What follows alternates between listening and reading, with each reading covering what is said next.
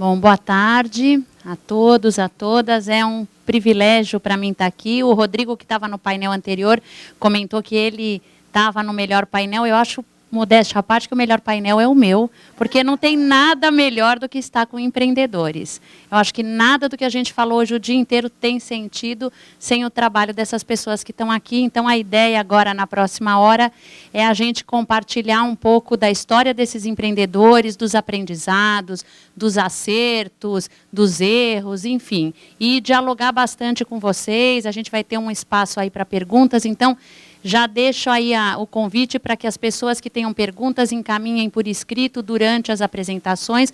Elas chegam até mim, eu vou tentar, na medida do possível, aproveitar o tempo para condensá-las e fazer o máximo de perguntas.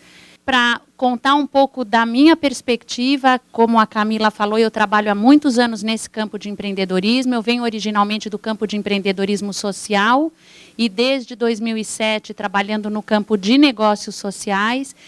A Potência Ventures, onde eu trabalho, é uma organização que investe em organizações e iniciativas que fortalecem o ecossistema para esses negócios com impacto social se desenvolverem. Então, só para dar uma ideia para vocês, aqui no Brasil, a Potência participou da criação e foi a primeira investidora de algumas iniciativas-chave, da Vox Capital, que o Daniel Iso teve aqui de manhã, da Artemisia Negócios Sociais, que é uma aceleradora de impacto e um centro de formação de talentos, do Hub, que é um espaço de coworking, do Polo Ande Brasil. O Randall estava de manhã também num painel aqui. A Ande é uma rede de desenvolvedores, de empreendedores de pequenas e médias empresas. Enfim, a gente trabalha nesse ecossistema e também trabalha atuando com empreendedores.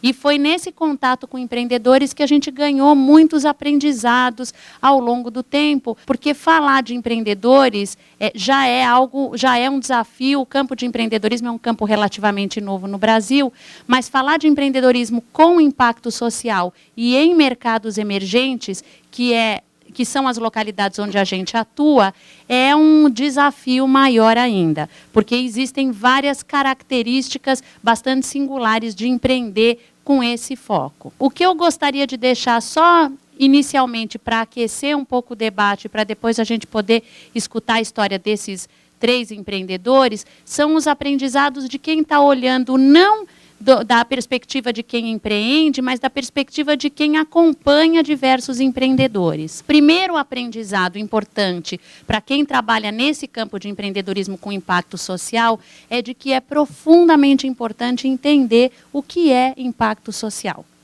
E entender o que é impacto social significa, 1, desenvolver produtos e serviços a partir de uma necessidade real dessas comunidades de baixa renda. Necessidade real não necessariamente significa o que nós achamos que é uma necessidade. Então, para a gente poder compreender o que é uma necessidade real, existem vários caminhos. Um caminho muito interessante é se aproximar dessas comunidades, dialogar com elas, criar com elas o conceito de negócio ou criar com empreendedores sociais que já estão nas comunidades há muito tempo. Outro caminho interessante para conhecer é desenvolver estudos de oportunidades de mercado específicos para essas comunidades. Hoje em dia existem poucos estudos que olham o mercado da população de baixa renda no sentido de oportunidades de negócio e cruzando essas oportunidades com tendências de políticas públicas. Porque quando a gente fala em empreendedorismo de base de pirâmide, a gente tem que entender quais são as políticas públicas que estão sendo postas a favor do desenvolvimento de serviços. O governo é sempre um grande provedor de serviços e a iniciativa privada tem que vir complementar ou qualificar quando isso é possível e quando isso é necessário. Um outro aspecto de impacto social importante e que a gente tem acompanhado ao longo dos últimos anos foi perceber que a intencionalidade do empreendedor sempre faz diferença. E o que significa a intencionalidade do empreendedor? Não significa que ele tem que criar um negócio pensando, puxa, eu quero que esse negócio transforme o mundo. Não é necessariamente isso, mas em algum momento ele tem que entender que se aquele negócio melhora a qualidade de vida das pessoas de baixa renda, que se ele quiser manter o impacto social daquele negócio, ele vai ter que prestar atenção a isso e prestar atenção aos trade-offs que vão sempre surgir nas tomadas de decisão. Negócios com impacto social muitas vezes enfrentam dilemas do tipo: eu ando por aqui, aumento a minha rentabilidade e reduzo o meu impacto social, ou eu busco uma equação inovadora para não comprometer o impacto social e ainda assim garantir a rentabilidade. São nesses momentos de tomada de decisão que a intencionalidade do empreendedor pode fazer bastante diferença. 2 outros aprendizados, além dessa complexidade que é o impacto social, que eu acho importante compartilhar com vocês, e talvez nas histórias dos empreendedores a gente possa capturar algo assim. A primeira delas é a importância de um empreendedor não fazer o seu negócio sempre tentando se adaptar às vontades do financiador. E eu estou chamando atenção para isso neste campo, porque o campo de negócios sociais hoje é um campo que tem mais investidores de impacto do que negócios preparados para receber os investimentos. E com esse contexto em jogo, existe um risco muito grande de que negócios na sua fase inicial tentem desenhar os seus modelos se adaptando às necessidades de um financiador. É muito importante você ter a sua autonomia na negociação com um financiador. E desenhar modelos de negócios que querem gerar impacto social, pensando em agradar financiador, não necessariamente, essa não é uma equação que necessariamente dá certo no sentido de garantir o impacto social. E um último aprendizado importante no nosso acompanhamento de empreendedores é que, como o empreendimento de impacto social é algo que gerou muito apelo, muita mídia e gera muita atenção, muitos empreendedores têm sido premiados ou têm aparecido na mídia numa fase muito inicial dos seus negócios. E isso, muitas vezes, ao invés de favorecer o empreendedor, acaba prejudicando a sua caminhada. Isso porque ele acaba se dedicando muito tempo a participar de eventos, a receber as premiações, a se encantar com essas premiações. E eu me lembro de estar num evento com o Oliver, até quando ele estava contando um pouco a história da Ideal Invest, que ele vai compartilhar daqui a pouco, e ele falou que existe uma equação muito simples para o sucesso de um empreendimento, que é bunda cadeira, que é trabalhar. Então, eu estou compartilhando isso aqui com vocês, porque a gente tem visto muitos empreendedores sendo reconhecidos muito precocemente por ideias que certamente são inovadoras, certamente são transformadoras, mas que ainda estão em construção. Então, atentar para o perigo que significa você colocar esse campo num lugar que ele ainda não está, ao invés de se dedicar a construí-lo, fazê-lo acontecer, para então sim poder, como a gente ouviu aqui pela manhã, relatar casos de sucesso. Então, são alguns elementos só iniciais de aprendizados de quem está olhando o campo de uma perspectiva mais geral. O que eu acho que vai ser mais interessante é agora escutar a perspectiva dos 3 empreendedores que estão aqui. Então, eu vou passar para eles, eu vou começar com o Fernando. Nós temos aqui o Fernando Fernandes do Saútil, o Luiz Fernando Laranja do Ouro Verde Amazônia e o Oliver Misne da Ideal Invest. Eu vou pedir que cada um deles apresente brevemente o seu negócio e compartilhe conosco quais foram os principais acertos e os principais erros. Essa foi uma pergunta do painel. Acho que cabe dizer que erro, muitas vezes, é fruto do caminho de um empreendedor. Então, da gente encarar o erro como uma grande oportunidade de aprendizado. Então, deles contarem um pouco, cada um, do seu negócio e dos seus principais aprendizados, acertos e erros ao longo do caminho. Eu sou médico, já fundei 4 negócios de saúde, já passei por uma fusão, uma aquisição total, uma defusão e investimento de investidor. Então, tenho uma experiência muito grande nisso. E chegou um momento da minha vida que eu falei, agora eu preciso fazer alguma coisa, não só pensando em lucro, em receita, né? E, por conta da minha vivência, eu atendia pacientes em casa, prescrevia para esses pacientes, e eles falavam, doutor, eu posso até ter plano de saúde, mas não tenho dinheiro para comprar remédio. E a gente falava, vai no SUS, pega no SUS que é de graça, pega a minha receita SUS de graça no Brasil. Muita gente não sabia como, onde pegar essas informações. E a gente sabe que hoje 145 milhões de pessoas dependem exclusivamente do SUS, ou de santas casas, ou de filantrópicas, né? E aí vem a questão, né? Será que nós aqui sabemos usar o SUS? Né? Será que a gente, se precisar de um remédio, de uma dieta industrializada, se precisar de um home care, de um curativo em casa, de um equipamento, uma muleta, uma cadeira de rodas, será que a gente sabe onde ir, como pegar? Né? E tudo isso o SUS fornece. Né? Só que a gente não tem ideia de que medicamentos, vacinas, exames, consultas, enfim, tem uma série de coisas que são fornecidas, como é que pode se adquirir isso? Né? E a gente sempre tem aquela ideia da mídia de que o SUS é aquela coisa horrível, horrorosa, é fila, ineficiência, e não é só isso. Tem muita coisa, o SUS melhorou muito nos últimos anos, o grande problema é acesso. É as pessoas conseguirem ter acesso, saber onde, como e quando conseguir as coisas. A gente criou uma plataforma que em 3 passos a pessoa fácil pela web, ela consegue encontrar o que ela precisa. Então ela entra lá na homepage, ela escolhe lá remédio, ela escolhe lá, escreve aciclovir, por exemplo, ela tem que estar com uma receita na mão, ela tem que estar com um pedido médico na mão. Ela clica, escolhe a cidade onde ela está lá em cima, e aí a gente já diz no próprio portal que esse medicamento é fornecido pelo SUS, naquelas dosagens, a pessoa tem os bairros aqui, ela escolhe o bairro onde ela mora, isso aqui está no Brasil todo, a gente mapeou o SUS do Brasil inteiro, e a gente já geolocaliza onde tem a unidade de saúde mais próxima da casa dela, com telefone, endereço, horário de funcionamento, e as dicas e documentos que a pessoa precisa levar para conseguir aquele remédio. E aí a pessoa fala assim, mas eu ganho o quê?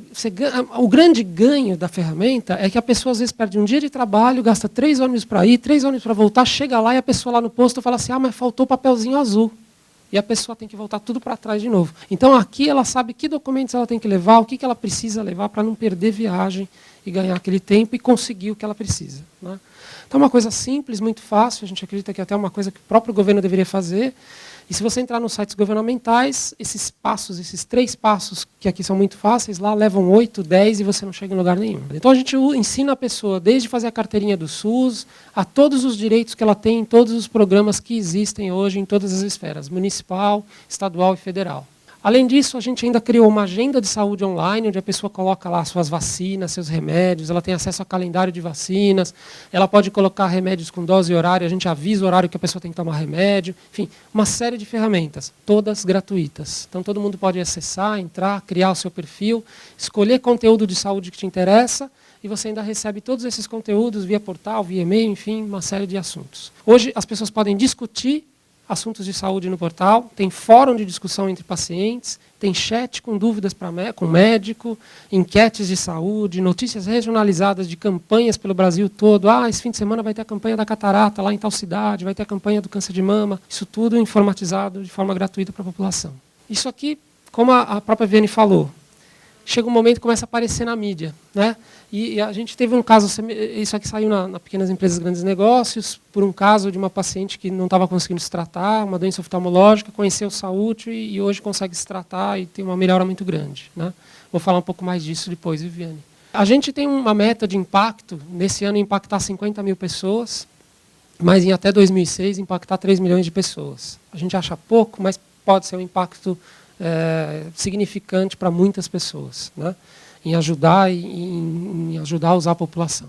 Em termos de experiências, de erros e acertos, né, a gente acredita que a gente aprendeu muito com os nossos erros. O Saúde existe há 1 ano e meio e a gente chegou um momento que ficamos 1 ano só fazendo esse serviço gratuito. Eu tentei contato com muitos governos, muitas secretarias, muitas prefeituras, ninguém ajudou. Ninguém, até hoje. Né? Então, o setor público ele tem medo de receber uma empresa privada, fala, não posso falar com empresa privada, não sei o quê. Então, ele não ajuda nem com dados. Então, a gente teve um trabalho hercúleo de levantar todas essas informações e colocar isso à disposição da população. E aí chegou um momento que a gente falou, como é que a gente sustenta isso? Né? Como é que isso se torna sustentável para a gente continuar fazendo esse trabalho? Então, a gente acabou tendo que pensar bastante, a gente criou 2 serviços. Hoje a gente tem patrocinadores no site que patrocinam todas essas áreas de saúde, enfim, toda essa informação que vai para a população. E a gente tem um serviço hoje que a gente chama Com Você, que é um serviço personalizado. Tudo isso que a gente faz de graça no portal, tem empresas que compram para os seus funcionários orientações de saúde. Então, o funcionário liga e a gente ensina ele a como conseguir recursos, ou até do seu próprio plano de saúde, e orientações de saúde mesmo, de gestação, nutrição, atividade física e tudo mais, né? É uma forma que a gente sustenta, e a gente atende hoje várias empresas privadas nesse segmento, né? Dirigir uma startup, uma empresa que está começando, e principalmente um negócio social, cara, você tem que ter uma visão muito forte de futuro, olhar para frente. Hoje alguém falou disso aqui, né? Tem que olhar para frente. Você tem que ter um retrovisorzinho olhando de onde você saiu, para nunca esquecer de onde você partiu. Você tem que olhar para trás também para ver a concorrência, né? Como é que ela está vindo, enfim, como é que ela está chegando próximo de você. Mas você tem que manter o foco. Eu acho que o grande segredo meu de como aprendizado é manter o foco. De vez em quando você está dirigindo, você olha para o lado, porque tem uma paisagem bonita. E esse lado ele é encantador, são as parcerias. Todo mundo quer ser seu parceiro nessa hora, né? Todo mundo quer te ajudar ou quer ganhar junto com você. Ou então, o cara é um cliente maravilhoso, ele é ótimo, ele vai fazer o teu negócio alavancar e você perde meses com ele e depois ele não fecha com você, né? Então isso tudo tira o teu foco, precisa tomar cuidado. Essa questão da vaidade, que a própria Viviane colocou, a gente nem combinou, né, Viviane? Começa a ter muita coisa de mídia e isso te atrapalha. Não é, às vezes, o momento de você começar a participar de um monte de coisa. Outra coisa que tira o foco também, né, das paisagens bonitas aí, são os novos negócios. Eu quero criar mais 10 negócios, eu quero criar mais... E você não para. Toda hora te dê uma ideia nova e você tem que focar, né? Novas praças de atuação, agora vamos para o México, agora vamos para Paraí. Se estabelece no Brasil primeiro, já é gigante, né? Então toda hora vem esse tipo de solicitação, novos produtos e tal. Sugestão, foquem. Foquem no negócio e vá em frente. Isso que é muito importante, né? Aqui alguns erros que aconteceram em termos de produtos, né? Quando a gente criou os nossos produtos, a gente tinha 10 produtos. É aquilo que eu falei, tem que focar. A gente tinha 10, pensou em fazer 10 coisas diferentes, não dava foco em nada, né? Então a gente começou a ter que pensar bem nos produtos que a gente usar a intuição sem razão é horrível, e usar a razão sem intuição também é horrível, achar que a gente sabe mais do que o público, não saber o que o cliente quer. Então a gente começou a pôr uma série de coisas que às vezes a população não se apropriava, depois a gente recolheu, tirou fora, né? Então, isso são erros que você comete quando você está começando um negócio. Você acha que você sabe tudo sobre o seu mercado, né? Erros sobre profissionais, né? Escolher profissional certo, não às vezes pelo preço. Como você é uma startup, não tem grana, você precisa querer contratar qualquer um. Depois você vê que é burrada. Você vê que às vezes você tem que limpar a casa de novo, arrumar, segurar profissional porque achar que ele é bonzinho, ele é legal. Ele é legal, não vamos demitir. Startup, você está correndo contra o tempo. Então você tem que fazer o negócio funcionar. Então são erros que a gente foi aprendendo e corrigindo nesse 1 ano e meio. Não atrelar responsabilidades e metas, quer dizer, a gente não atrelava a meta para as pessoas ficavam perdidas. Startup é uma empresa como qualquer outra, um negócio social é uma empresa como qualquer outra, né? E tem meta, e tem função, e tem tudo mais. E esses foram os principais erros que nós cometemos nesse 1 ano e meio. Os principais acertos é que a gente trouxe uma equipe correta no tempo certo, conseguiu consertar a casa. Escolhemos 2 produtos para comercializar e focamos neles e fechamos os outros 8. Isso foi um aprendizado que a gente teve muito forte com a Artemisia. A gente participou de um processo de aceleração com eles e eles nos ajudaram muito nesse processo. Nesse processo de aceleração, nós participamos do Capital Labs, vencemos o Capital Labs. O que é isso? Os próprios empreendedores participantes elegem 1 ou 2 empresas que gostariam de investir. A gente ganhou esse evento e a gente aí teve a possibilidade de conhecer o pessoal da Vox. Fizeram investimento anjo no Saútil. Fizemos uma grande parceria, eles gostaram muito, nós gostamos muito e fomos para frente. No ano passado eles fizeram um investimento pesado na empresa e estamos crescendo. Então, eles são estratégicos, nos ajudam a abrir porta, me ajudaram muito a modelar o negócio e a gente achou uma experiência fantástica nesse sentido. E o principal, saber o que a gente não quer ser ou não quer fazer. Porque todo mundo vem com uma ideia maravilhosa. E agora, se você fizer... agora não posso. Eu preciso focar e seguir em frente, senão o meu caminho não vai ser trilhado, né? E o mercado ele não está pronto ainda para a saúde na web totalmente. Então, a gente percebeu isso também no começo e migrou. O mercado está pronto para atendimento personalizado ou telefônico. Ele ainda não está totalmente pronto para a web. Então, a gente teve que dar um passo atrás, voltar e, quem sabe, daqui a um tempo, totalmente web, né? Nosso grande concorrente hoje é o tempo. Então, a gente corre contra o tempo. Então, a gente tem que estar sempre esperto quanto ao relógio, fazer o negócio crescer rápido, porque o negócio na internet é muito rápido. Aqui alguns números da nossa empresa. A A gente já teve mais de 2 milhões de page views, a gente cresce 35% ao ano, 4 minutos de navegação, 50 mil novos usuários mês. A coisa está crescendo bastante, né? Graças a Deus. E a gente tem como meta de futuro ter em mente aberta para coisas que vão aparecer novas, lógico. Temos que ser ágeis. Então, todo negócio novo é assim. Então, gente, é mais ou menos isso que eu tinha para falar. Muito obrigado. Oi, boa tarde. Obrigado, Viviane, pela apresentação e obrigado, Fernando, pelo que você falou aqui. Me relacionei muito com o que você falou. Até aproveitei para fazer uma colinha aqui, vai me ajudar até no que eu vou falar. Eu vou falar em 1 minuto o que é a Ideal Invest, para vocês saberem, e vou seguir o teu modelo aqui, falar algumas coisas que a gente fez, que a gente acertou, e umas coisas que a gente errou, enfim, quais foram as implicações, né? A Ideal Invest é uma empresa que foi montada também tentando resolver um problema social, mas foi montada como uma empresa. 10 anos atrás, era muito difícil um brasileiro fazer faculdade, tinha muito poucas faculdades, e aquelas que tinham, quem entrava, né, como muitos lembram aqui, era gente que veio de uma escola particular e tinha uma educação muito acima da média, e o grosso da população ficava de fora. E o governo tinha acabado de liberar a abertura de novas faculdades. E aí estava entrando um monte de dinheiro. Então a gente imaginou o seguinte, vai ter faculdade à vontade no Brasil. Mas quem que vai ajudar os alunos a pagar pela faculdade? Então o jovem chega na faculdade, um curso numa PUC ou numa Mackenzie custa hoje R$1.200 por mês. O jovem às vezes tem 500 para pagar, ou 300, ou nada. E ele vai ter 1.500, muito mais do que isso depois de formado. Mas como é que a gente fecha essa equação? Eu me formei nos Estados Unidos, quase a turma toda lá tinha algum tipo de financiamento estudantil. Eles conseguiam pagar a faculdade com o dinheiro que você ganhava depois de formado. Então a ideia foi trazer isso para o Brasil. A Ideal foi a primeira empresa que montou um programa privado de crédito universitário, de financiamento estudantil.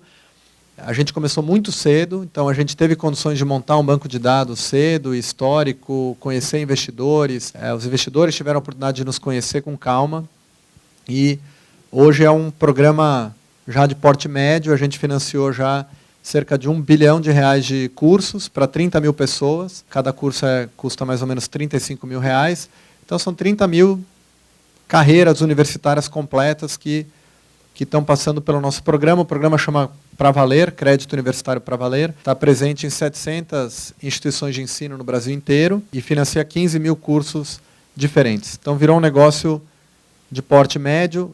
Há 2 meses a gente fechou uma parceria com o Banco Itaú, onde ele comprou uma participação minoritária na Ideal Invest, e com isso a gente pretende agora escalar o negócio e levar para um patamar maior, para poder ajudar muito mais gente a estudar. Então essa é a essência do que a empresa faz. Falar algumas coisas que acho que a gente fez.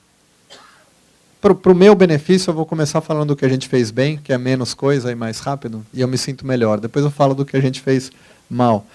O que a gente fez bem foi uma parte que a Viviane falou no começo. Gente, vocês têm, eu acho, né? A gente tem que ser a gente mesmo.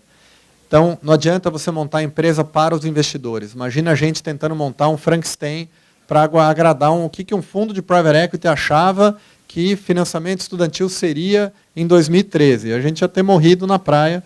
A gente sempre manteve muito a nossa independência, a nossa ideia, o que a gente achava que ia ser.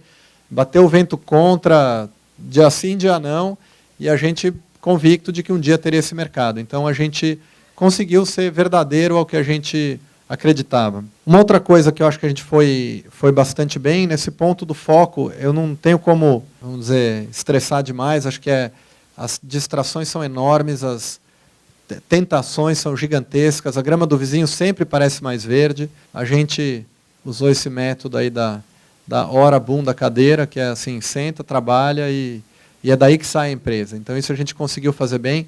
E a equipe, eu tenho bastante orgulho da equipe que a gente tem hoje. A gente nunca teve muita paciência com gente que não combina, ou que não produz, ou que não leva o trabalho a sério. E a gente sempre foi razoavelmente rápido para trocar. Ou a própria pessoa, na minha cabeça, se o ambiente, se tem uma cultura forte na companhia, qualquer que seja, ela expulsa naturalmente quem não pertence e ela abraça naturalmente quem pertence. Então, hoje a gente vê que um cara que não quer produzir da forma que a gente produz, ele mesmo não aguenta muito tempo no trabalho, ou ele é mandado embora, ou ele pede a conta, e alguém que gosta do trabalho e que está integrado com a companhia, adora, vai para lá feliz, trabalha o tempo que precisar. Então, essa parte acho que a gente não fez muito... enfim, conseguiu manter esse nível alto aí nessa questão da equipe. Agora eu separei aqui algumas coisas que a gente realmente errou. Uma primeira coisa que eu achei bem interessante a gente tentou adivinhar um pouco, a gente achou por um tempo que a gente sabia melhor do que o cliente, o que o cliente ia querer, né? E vindo de um mundo em que, toda a nossa equipe, nossos investidores, todo mundo um pouco se acha, né? Porque você está no negócio, está legal, está indo bem, tem teu próprio negócio, teve uma educação boa, formal e tal. Como que a base da pirâmide, né, tem um pouco desse preconceito, eu vivi isso, então eu queria compartilhar, não é todo mundo que tem, mas muita gente tem. Como que o pessoal da base da pirâmide vai saber melhor do que eu o que eles querem, né? E é claro que eles sabem melhor do que eu o que eles querem, é óbvio. Mas a gente cometeu esse erro de... Eu vejo muita startup hoje preocupada em deixar, por exemplo, a homepage da empresa com a cara da pessoa que trabalha lá, né? Isso, para mim, é um dos erros mais comuns. Quer dizer, é o dono, o empreendedor, o fundador ou o fundo que botou dinheiro que tem que dizer se o site está bom. Não é verdade, né? Quem tem que dizer se o site está bom é o teu usuário. Aquele primeiro punhado de clientes que você tem, que podem ser 10 pessoas, podem ser 500, podem ser 100, que se apaixonaram pela tua ideia, eles é que deveriam mandar na empresa, tá certo? Eles que deveriam te dizer para onde você vai, que cara tem o teu site, o que é produto novo, o que é distração, o que é foco. Eles é que tem que dizer. E a gente não estava muito preparado para ouvir isso. A gente fez um trabalho super interessante há uns 3 anos. Juntamos um bando de cliente num galpão e redesenhamos nosso site junto com eles. Redesenhamos nosso filminho de explicação do Pra Valer junto com eles. E só para vocês terem uma ideia, com bastante humildade, né? A gente realmente desenhava na mão e perguntava como é que ficou, eles voltavam, pediam de novo, mudamos o nome de botão, nome de palavra que estava no site, do jeito deles, sem preconceito. E a gente convertia 2% dos visitantes em cliente. Logo depois que a gente colocou o site novo no ar, a gente passou a converter 6% dos visitantes em cliente. Então a gente triplicou a quantidade de clientes sem fazer nada mais a não ser ter humildade de ouvir o que eles acham que é o nosso negócio. Nunca mais saiu foi daí para cima. O patamar hoje está em quase 10% de conversão. E o grande pulo, a gente viu um tempão a 2%, pulou para 6%, e a gente começou a ouvir o cliente, hoje está em quase 10%. Então isso acho que foi um aprendizado super importante. Outro aprendizado que eu tive uma visita agora semana passada a um grande empreendedor social, que é uma das pessoas que fundou a Compartamos, que é uma empresa no México, que faz microcrédito e que ajuda 2 milhões de pessoas com financiamento para pequenos negócios e deu $200 milhões de lucro líquido ano passado. Então, para um negócio social, o cara é espetacular. Quer dizer, é um negócio que dá 200 milhões de lucro e atende 2 milhões de pessoas que amam eles e realmente acham incrível a oportunidade que a empresa leva para eles. E a gente teve a oportunidade de estar com esse cara que está lá há 22 anos, né, desde que a empresa foi montada. E ele desenhou um negócio que ficou gravado para mim aqui, que é o seguinte: a gente precisa tomar cuidado em não ser nem muito missionário e nem muito mercenário. E foi tão claro, e caiu uma ficha tão grande, a gente já fez os 2 erros aqui. A gente já foi missionário demais e a gente já foi mercenário demais. Quando a Ideal começou, era quase uma ONG. Era assim, vamos ajudar as pessoas, eu vou cobrar a menor taxa de juro possível, não importa quanto custa o capital, tem que ajudar, tem que ser viável para o aluno. Foi difícil manter a empresa assim, porque quando você empina muito para o lado missionário, não dá lucro, tem que manter a equipe, não tem dinheiro, tem que atrair investidor, não tem retorno. É muito difícil, muito empinado para o lado missionário. Depois que a gente caiu essa ficha, a gente exagerou um pouco para o outro lado. E aí falamos, tá bom.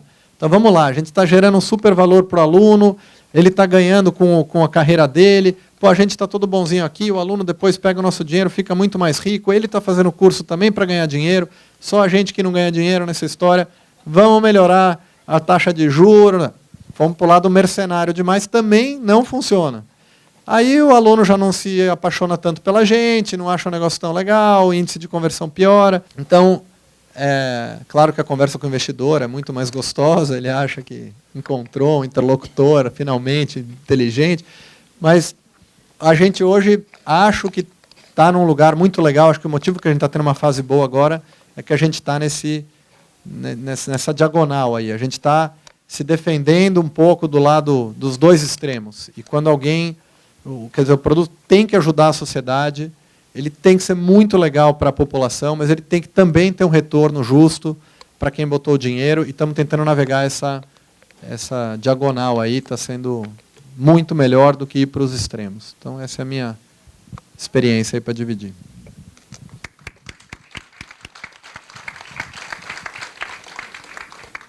Bom, e eu vou convidar, então, para compartilhar conosco a terceira experiência, o Luiz Fernando, da Ouro Verde Amazônia.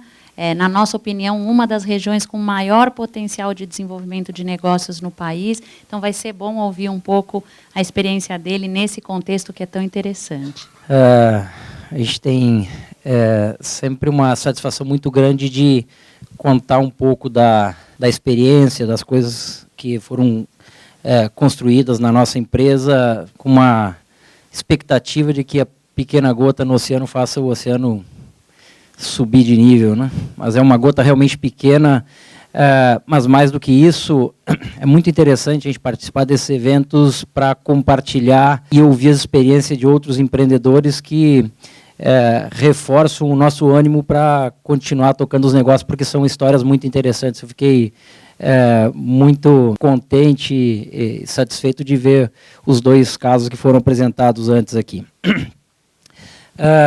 Eu originalmente não tinha feito um PowerPoint, mas depois eu achei que tinham algumas figuras que poderiam economizar muitas palavras, então eu estou projetando aqui uns slides, mas isso aqui não é uma apresentação formal, eu vou usar ele à medida que eu for falando. Uma outra questão é que eu acho que eu não vou ser tão colaborativo com vocês de dizer quais foram os nossos erros, os nossos acertos. Eu vou contar uma história e daí vocês dizem, porra, olha ali, o cara acertou, né? Ou então naquele português castiço, puta cagada, mano, né? Então, aí eu conto a história e vocês acham onde é que está o acerto e o erro.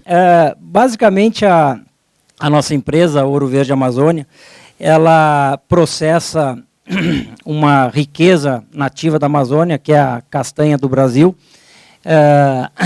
Esse aí é o nosso lema, né? Ouro Verde aproximando comunidades da Amazônia e mercado.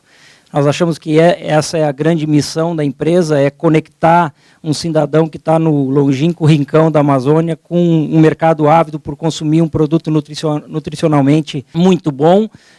E eu sempre digo que a distância entre um lugar remoto como a Amazônia e o grande mercado, e vamos falar grande mercado, Rio, São Paulo, etc., é imensa, a distância é imensa.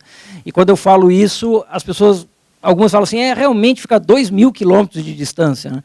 Mas não é da distância em quilômetros que eu falo, a distância é muito mais do que a distância física, né? É uma distância da organização dos negócios, do ambiente de negócios, enfim, da capacidade de conexão daqueles agentes, daqueles atores que, em última análise, compõem o início da cadeia produtiva da castanha, que são as comunidades nativas da Amazônia que coletam, e esse camarada que quer o produto num saquinho bonitinho, numa embalagem, beleza, com prazo de validade, sabor, prazo de entrega, bacana, como vocês aqui do Rio, de São Paulo, etc. Então essa é a grande distância, e a Ouro Verde tem se dedicado a tentar melhorar essa conexão. Então, vou contar um pouquinho para vocês da história da Ouro Verde, como é que nós tentamos fazer isso. Só para eu me apresentar, basicamente, eu fundei essa empresa há cerca de 10 anos atrás, junto com a minha esposa, mas originalmente eu sou um cidadão que vim da academia. Eu fui professor da Universidade de São Paulo por 10 anos, fiz uma carreira acadêmica tradicional, minha graduação, mestrado, doutorado, pós-doutorado, aquelas coisas todas. Um belo dia eu cansei, larguei tudo, pedi demissão da universidade. Todo mundo achou que eu tinha surtado, e fui morar na Amazônia. Morar com a minha esposa, eu tinha um filho com 6 meses de idade, construímos a Ouro Verde. A Ouro Verde foi construída com um patrimônio gigantesco de um ex-professor universitário, que todos vocês sabem, geralmente são milionários, né, ganhando o salário de professor. Eu era um deles. Eu tinha 32 mil reais. E, na época, eu achava que eu estava bombando. Falei, pô, com 32 conto, velho, eu vou fazer milagre. Então, eu não sei se vocês vão achar que isso é um erro ou um acerto. Isso é uma loucura. E eu, olhando para trás hoje, eu tenho certeza que eu era louco.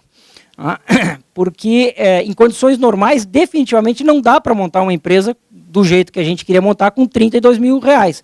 Isto é uma insanidade. Então, mas pode ser a insanidade que viabiliza coisas improváveis ou pode ser aquela cagada a mano que fala, só louco que faz isso. Como é que nós conseguimos montar uma empresa com tão pouco recurso? Primeiro, uma obstinação, isso faz parte do empreendedor, acreditar sempre, né? E a gente passa maus bocados e resiste, mas tem coisas práticas também que ajudam. Por exemplo, no nosso caso, eu sempre digo que a Ouro Verde é uma empresa que é fruto de uma boa política pública. Porque quando eu montei a empresa, logo na sequência apareceu um edital da FINEP, que era um edital para desenvolvimento de negócios na região norte, micro e pequenos negócios na região norte do país. E aí eu submeti um projeto, e era um recurso não reembolsável, um projeto de pesquisa, porque a FINEP é uma organização que financia pesquisa, para desenvolver produtos derivados da castanha do Brasil. E a estratégia que eu tinha em mente era agregar valor àquela riqueza sensacional que Deus tinha mandado lá para a Amazônia, que literalmente cai na cabeça das pessoas, porque a castanha ela não é nem recolhida do pé, ela é catada do chão, porque na época da safra ela cai. Ela vem dentro de um coco grandão assim, parece um coco da Bahia seco, ele cai, as pessoas catam aquilo ali, abrem aquele coco e dentro do coco tem a castanha com casca. Aquela castanha com casca é a matéria-prima que nós compramos. Ou seja, aquela ali no lado superior esquerdo é a castanha com casca. A castanha sem casca, que provavelmente é a que mais vocês conhecem, é essa aqui. Lá no canto superior direito é a árvore. Aquela é uma árvore nativa, não se planta castanheira. Aquilo lá existe lá porque Deus mandou, né? E, então nós achávamos que tinha que agregar valor, porque agregando valor a gente conseguiria remunerar melhor as pessoas, que em última análise são pessoas como esse cidadão que está aqui no meio, que ele usa a força física dele para ir no mato, coletar essa castanha e vender para alguém que industrializa. E, historicamente, se nós formos analisar como funciona a indústria da castanha, basicamente tem uma assimetria de força nessa cadeia produtiva absurda, no qual esse camarada aqui, que anda a pé buscando a castanha lá, tem uma capacidade muito pequena de negociar com o usineiro da castanha. E, por incrível que pareça, essa cadeia produtiva é uma das cadeias produtivas do setor primário mais antigas do país. Isso aqui é uma cadeia produtiva instalada, organizada há mais de 100 anos. É muito mais antiga do que a cadeia do café. É mais antiga do que a cadeia da soja, do milho, etc. Talvez só não seja mais antiga que a cadeia da cana-de-açúcar. Então tem fornecedores, tem processadores, tem exportadores. O Brasil exporta castanha há mais de 100 anos. Só que há praticamente 100 anos que esse cidadão aqui está sempre na miséria. O cara que cata a castanha. O que nós queríamos era diminuir essa assimetria. E uma das maneiras era agregar valor nesse produto. Por quê? Na época em que nós começamos a empresa, as estatísticas mostravam que 70% do que o Brasil exportava, e o Brasil era o principal exportador de castanha do mundo, 70% era exportada naquela forma lá de castanha com casca. Ou seja, nós não tínhamos o trabalho de tirar a casca de um produto extremamente nobre, e como eu digo nobre, do ponto de vista nutricional, porque isso aqui realmente é uma dádiva. Eu recomendo que vocês comam castanha, porque faz muito bem para a saúde. Né? E se vocês não acreditarem em mim, vai lá e dá um Google para ver se o que eu estou falando é verdade. E, então nós não quebrávamos nem a casca para exportar, ou seja, não agregava valor nenhum. O ganho realmente estava no preço baixo que pagava para o camarada que catava, por isso que viabilizava a indústria. Então nós conseguimos o recurso da FINEP, e esse recurso da FINEP nos possibilitou desenvolver pesquisas junto à Universidade de São Paulo, e nós desenvolvemos produtos derivados da castanha, que é um azeite extra virgem de castanha, um creme de castanha, um granulado de castanha. Eu vou mostrar a foto depois para vocês.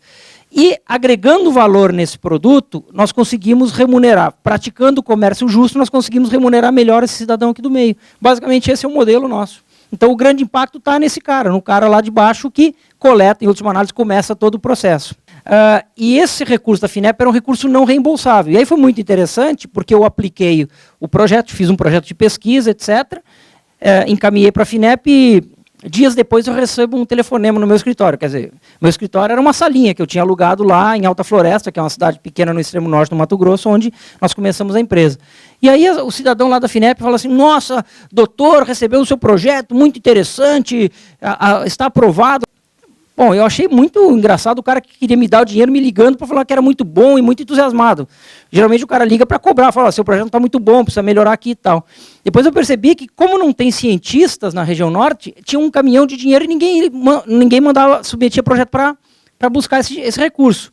Como a minha formação era uma formação da academia e eu fazia esse tipo de projeto para a FAPESP São Paulo todo ano, para mim escrever aquele projetinho da castanha foi mamãozinho com açúcar. Então, o que é mamãozinho para açúcar para mim, porque eu sou um cientista que, por uma felicidade, tive a capacidade de ser formado para isso, o mínimo que eu posso é escrever um projeto, se eu não souber escrever um projeto, realmente está fora do sistema acadêmico brasileiro. E aí o sujeito lá achou aquilo maravilhoso. E aí nós recebemos 150 mil reais. Então essa é uma história interessante, a política pública às vezes funciona. E esse seed money que nós tivemos, que possibilitou o desenvolvimento desses produtos, eu diria que foi a condição sine qua non para a existência da empresa. Se não fosse a FINEP, a Ouro Verde não existiria, eu não estaria aqui. E o negócio foi tão interessante que nós usamos o recurso, fizemos as pesquisas, fizemos a prestação de contas e mandamos para a FINEP. Quando nós mandamos lá a prestação de contas, o cara me liga uma semana depois.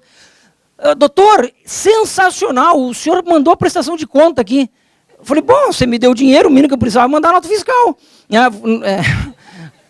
Mas é que o cara está acostumado a não receber a prestação de contas, depois que eu fui entender a lógica. Né? Ele falou, mas sabe que inclusive nós estamos na fase 2 do projeto e tal, não tinha fase 2 nenhuma, cara, tinha dinheiro sobrando lá. Então, quem sabe o senhor não quer fazer mais um projeto e tal? Aí eu fiz mais um e levantei mais 100 mil reais, que possibilitou terminar os trabalhos de pesquisa. Então, assim, e aí a partir daí desenvolvemos esses produtos novos têm um apelo bacana, um layout, um apelo nutricional, etc. Aí aconteceu aquilo que a Viviane falou, começou a sair em jornal, papapá. A gente não ficou muito babaca com isso, e aí ganhou visibilidade o negócio. Né? Aqueles 200 e poucos mil reais lá, começou a dar ibope. Né?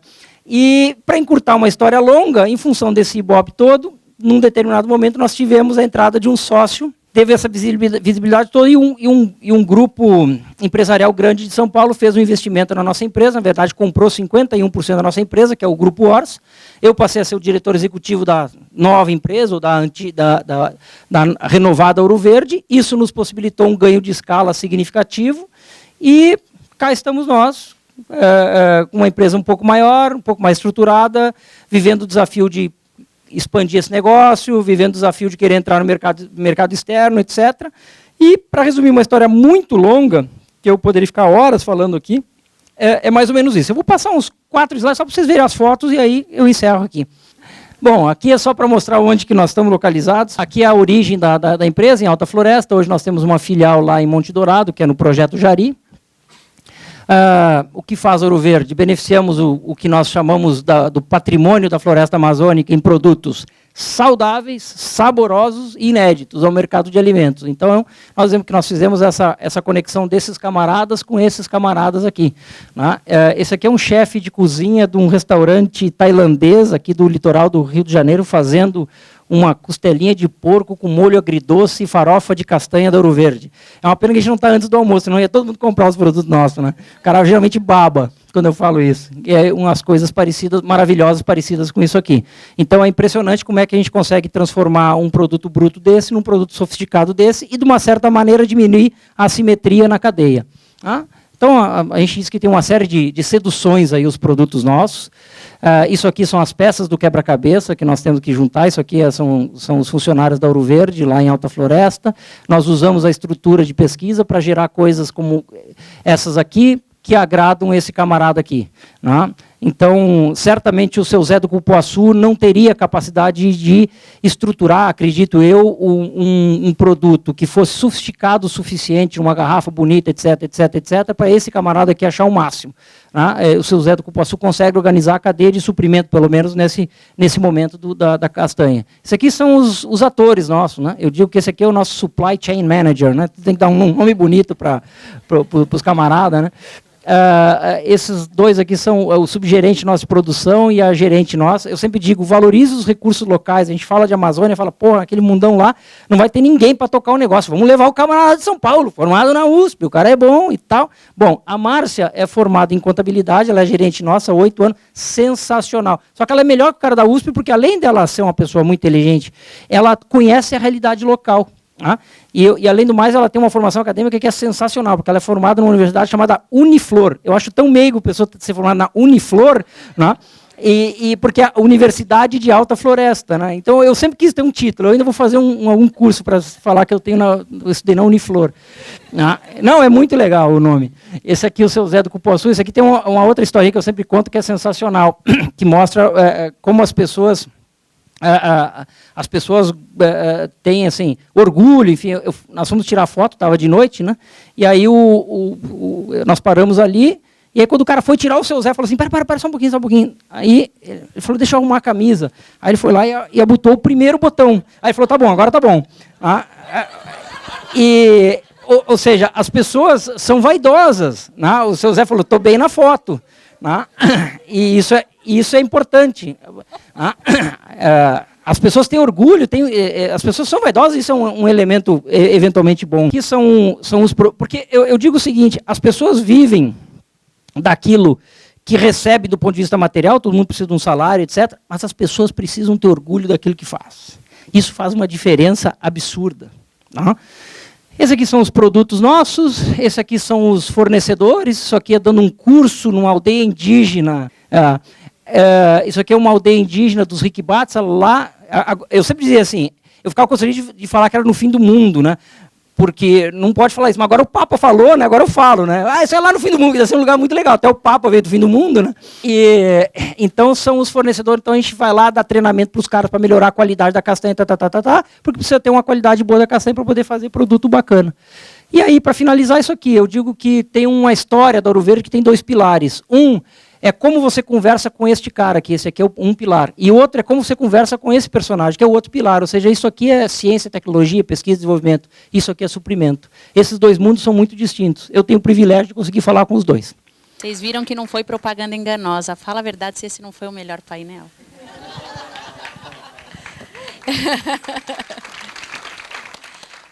Bom, a gente tem 5 minutos. Olha, me deram 5 minutos aqui.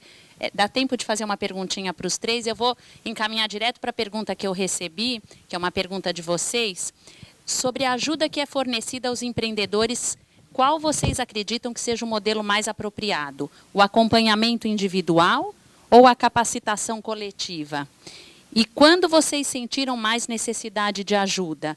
No início ou depois para ampliar e tocar o dia a dia? Acho que a pergunta é boa, né?